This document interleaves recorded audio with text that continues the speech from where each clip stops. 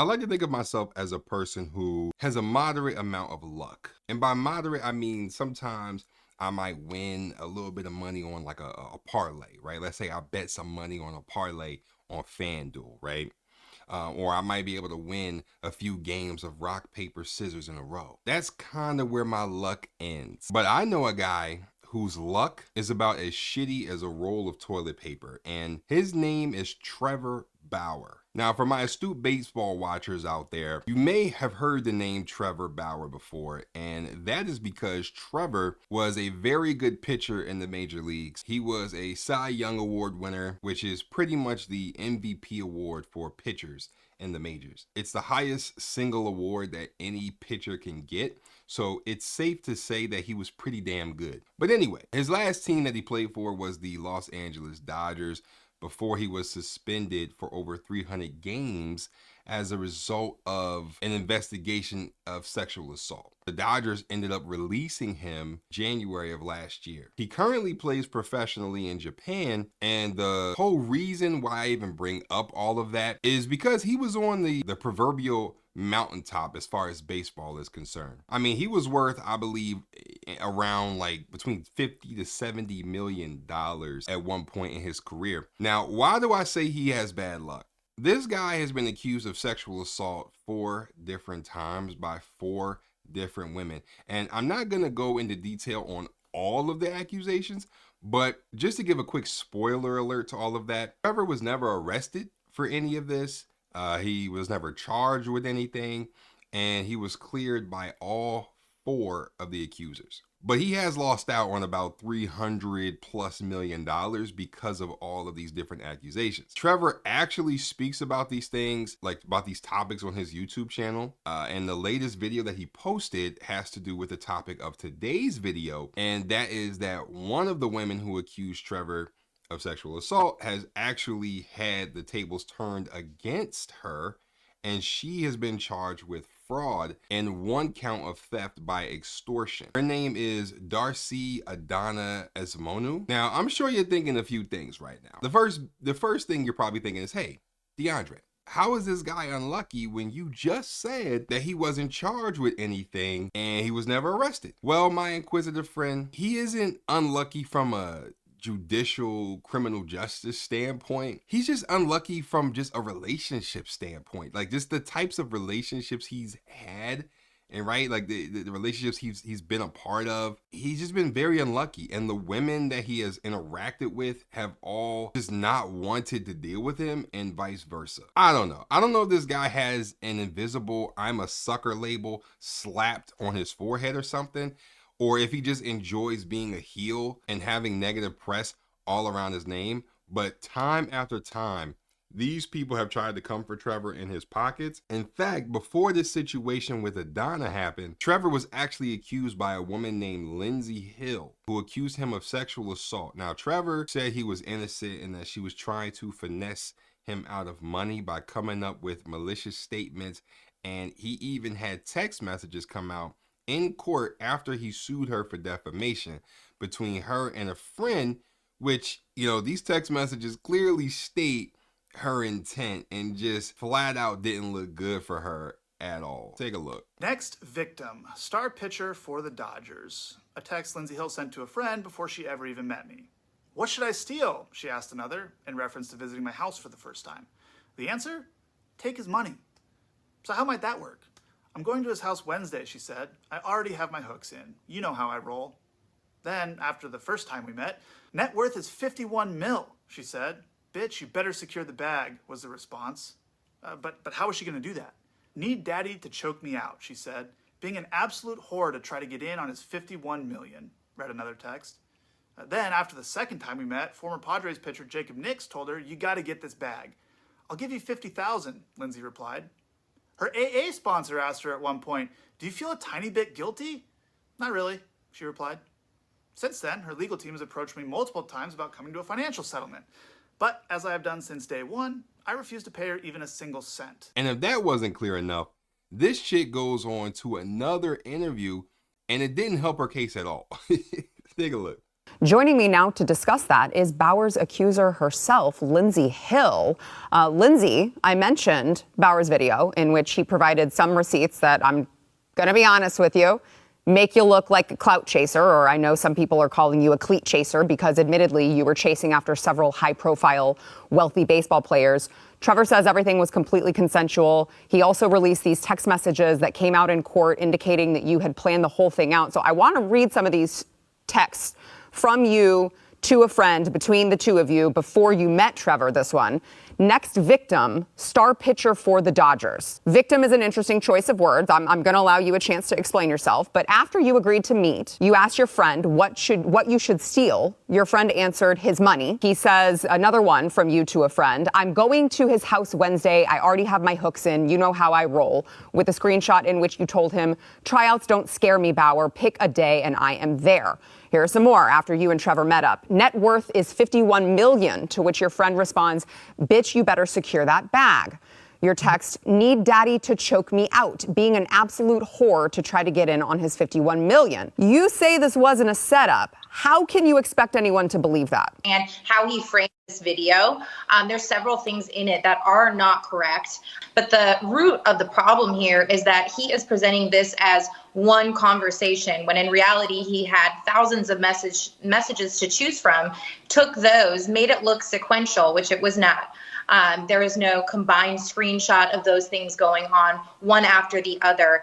And as I said last night as well, there's no text message that ever exists. Otherwise, he would have, put it out there. You're saying that it's misleading because you're admitting that you did talk about rough sex and wanting rough sex. You did talk about him needing to choke you out. You did talk about stealing his money, but it's misleading because he put them together in the same video as if you had said it in the same conversation when in fact it was separate conversations, correct? That's why it's misleading? Correct, and as well as not showing, the messages that occurred after where it discusses it strictly in the term of, being a baseball wife or something like that. I'm sorry, I have to stop it here because this interview was honestly one of the most entertaining interviews that I have ever seen in regards to a situation like this. So many jewels came out of this interview, and quite honestly, I don't know why she thought it was a good idea to take this interview, because it's clear as day that this interview was a setup to expose the inconsistencies in her story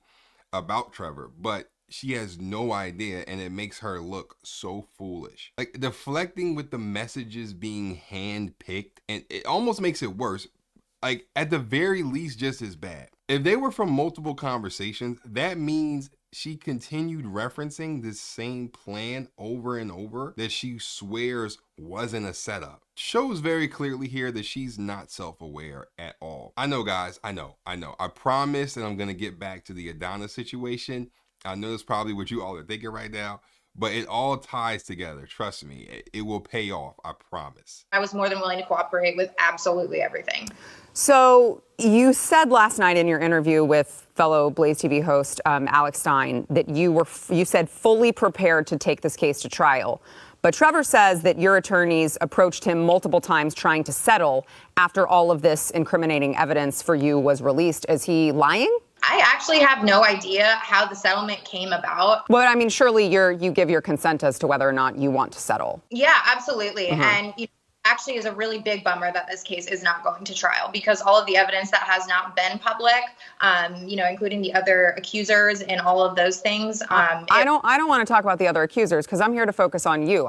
If they want to talk, I'd love to talk to them, but this is a separate issue here. You agreed to the settlement, but now you're saying it's a bummer it's not going to court. I don't understand how those two things jive. I think that I really had to take into consideration my mental health. This litigation's never ending. And I think the bigger question, he really wanted, to clear his name or, press charges for fraud, which he did not do with me. He did with the other woman. I think the bigger question is, why did Trevor settle? And why doesn't he want to take this all the way? And it's because of the chance of cross-examination and all the evidence for my case. I mean, I think that that's an assumption that you're making, right? I would say maybe Trevor wanted to settle because you're talking about your mental health. Couldn't it be that he was tired of going through it as well, especially if his case is to be made that he's being falsely accused of something he didn't do? You both consented to rough sex. You had a safe word. You didn't use it. and you don't want your name to be tarnished for all this time and you just want it to go away. Terrible that you would say he didn't want to settle because he didn't want all of this to come out when you yourself also settled. I don't think that that's a fair statement at all. Man, she was just getting cooked in this interview, like just straight filleted, stick a fork in her, just pure gold in this interview. And not only did she not face any consequences for these accusations, which turned out to be false, she actually got a $300,000 payout from her insurance company. Just brilliant. Just brilliant, man. But anyway, why did I show you that? I showed you all that to tie into this now most recent accuser, Adanna, who is being brought up on charges of fraud and extortion, which are both felonies, by the way. And if she's found guilty of these charges, she could face up to 16 years or so in prison. Now, in June 2023, Adanna became the fourth woman after Lindsay to make allegations of sexual assault or, misconduct towards Trevor. Adanna stated that in 2020, he threatened her with a knife, assaulted her, and got her pregnant, according to the court documents. Now, Trevor denied these claims and countersued for fraud, extortion, and fabricating a pregnancy. Now, before I go into this case, I have to set this groundwork because the party has just started, ladies and gentlemen. Now Adanna here has a little bit of a following. She does have an Instagram account, and needless to say, all of her comments since the news broke are off. She has all her comments off, and she has a YouTube channel, but doesn't have any content about the case or anything like that, obviously. And she was named one of the most eligible bachelorettes in Arizona. And to tie all of this up with a nice bow, she was also a contestant on one of those Pop the Balloon videos that I just covered not even a week and a half ago, where I talked about it being humiliation content, right? And how nobody should ever do it because it just doesn't make any sense. Yeah, she was a contestant on that. This chick right here is who we are referring to in all of this. And she is something else. Now, Adanna was literally begging and pleading Trevor for him to have sex with her. Even sent him like an excerpt of what looked to be like a quote out of some sort of female biology book or some shit where it says, in females, for example, hormones present at ovulation can drive a woman to choose a cocky, confident man with a slight stubble and more masculine features. Men can sniff out an ovulating woman just by smelling her t-shirt. Once the woman appears to prefer the smell of a man, the similar genes, which could give her a boost up the evolutionary ladder. She then says, I guess you smelled cocky and confident with slight stubble. I did make that comment that your shoulders look broad and are strong. My feminine lenses were on. And if that wasn't weird enough, she comes right out and says, can I sleep with you? Just amazingly bold with it. She then says, I just want to sleep next to you again.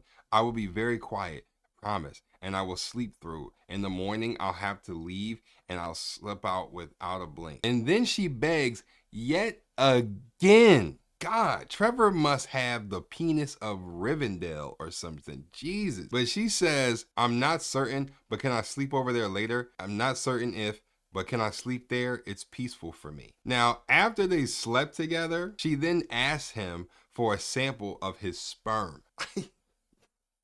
You don't believe me? I'll just let him tell you about it. Darcy Adonna Esemonu has been criminally indicted for committing felony fraud against me and another man. So now she's facing up to 16 years in prison. Her claims are even more absurd than Lindsay's were, so here's some of the details. We had one plain sexual encounter in December of 2020. Nothing that could be considered remotely rough. She initiated it, but don't take my word for it. Take hers. This is a picture and text message she sent me the next morning explaining why she came on to me. And for months afterwards, she repeatedly requested to sleep with me again. For example, this text from January 7th, 2021. At one point, she even requested a sample of my sperm so she could have my child whenever she wanted to in the future. Now, it's hard to keep track, but she's made at least 4 7-figure demands over the last few years. More than a year after the one time we slept together, and only after Lindsay Hill made up her false allegations, Adanna retained a lawyer. She then demanded $3.6 million and claimed I forced her to have an abortion, leaving her emotionally devastated and irretrievably damaged by it.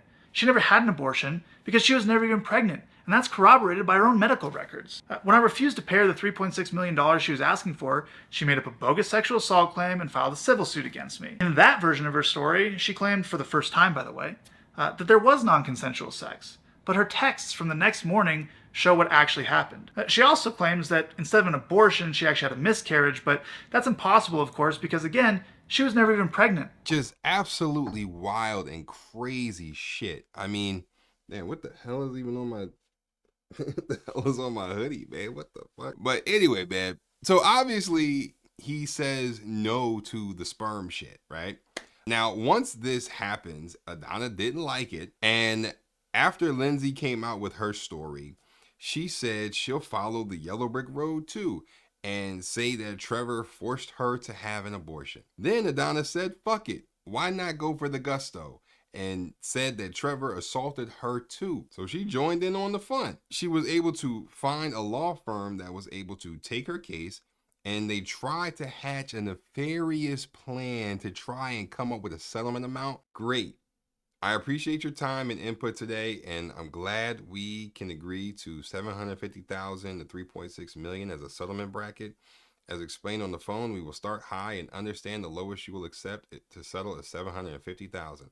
Have a beautiful day, Adanna. And then obviously you can see everything else. But there was a small itty bitty problem with this abortion claim, because every single document and even the medical records says that she wasn't pregnant at all. In fact, there was so little evidence to go off of that even her lawyers had to throw their hands up and say, I quit. And they dropped her as a client. They said, you know what, we can't do this. Like, there's literally nothing we can do. As if that wasn't bad enough, she even went to another attorney to try and keep this thing going, and even they had to drop her. We now have emails between her and the first two law firms that dropped her, in which they acknowledge they never had any evidence to support her claims, but they'll try to get my money anyway. I then shared an audio recording I have in which Adanna contradicts her own claims and asks me for money. In the emails, her lawyers agreed that that's insurmountable evidence, and they inform Adanna that they can no longer represent her unless she can provide documentation or proof of her claims. Yeah, of course, she couldn't do that, so the law firm urged her to consult other law firms with different standards. I mean, at this point, just to keep it baseball related, you're at like 0 balls and 2 strikes here. I mean, one more and you're hitting the showers. Like, this is just embarrassing on her end, because not only did you get dropped by one law firm, you got dropped by 2, all because you had no evidence whatsoever to support your accusations. The worst part of all this is that this is not her first rodeo. She's tried this with other men and at least one other professional athlete in the past. Adanna has filed more than 10 police reports claiming sexual assault or harassment against other men, including at least one other professional athlete. But after the Scottsdale police completed their investigation into her claim against me, she's the one being indicted for felony fraud. And not just against me, against another man as well. She made up bogus sexual assault claims and attempted to extort him too. In my lawsuit against her, we subpoenaed a witness whom she knew for relevant documents to use in our case. And when she found out, she immediately made sexual assault claims against him too. I told y'all it was worth it. This chick is literally trying to be a professional extorter and fraudster. So Trevor's team subpoenaed a witness that she also knew, and when Adanna found out about this, she went and accused the witness of sexual assault so that the witness couldn't testify on Trevor's behalf. Just grade A psycho behavior. I mean, let's take a step back, right? Let's just take a step back here. Have you ever seen anything like this before? I mean, here she is doing all of this, and the last place you would expect to see her is on a Pop the Balloon YouTube video where she's most likely trying to find her next target/victim. But it's clear what her MO is, and I'll let Trevor tell you that. Lie to men to get their money, extort them if she must, and when they refuse to pay, stop paying or stop giving her what she wants, go to the police, accuse them of sexual assault, and file a civil suit against them to retaliate. Wow, that is pretty much open and shut right there. And that's what it looks like over here. I mean, that's what it looks like over on my end. I mean, just conniving behavior by a pretty shitty person. Now, I want to give a shout out to Nate the Lawyer and his channel, and he does an awesome job at covering this story as well. And I think he made a great video talking about this. So I'll be sure to link his video down in the description so you can check it out for yourself. But that's really all I wanted to talk about. I know this video was pretty long, and I just had to cover this because when I found out that she was the same chick from the Pop the Balloon video that I covered a few days ago, I was stunned, like jaw on the floor. Because in that video, if anyone even bothered to watch it, you can tell right away that her reason for being there was to try and make every guy that showed up feel as worthless and even more beneath her than the dirt on her shoes. Her whole demeanor was just trash, and whole time she's out here trying to extort rich men for money to try and keep up a facade of a lifestyle. Just crazy and just demonic behavior by just an evil person, man. And it's just crazy to me, man. You know what I mean? And it's just, again, going back to what I said in that video before, you know, do not let any of these people, influencers or anybody with a platform or on any of those shows try to make you feel bad or anything like that. Like, don't let it, because you have no idea what these people are doing behind closed doors. And this is a perfect example of it. But anyway, if you stuck around, leave a like, all right, and subscribe for the one time. All right, peace.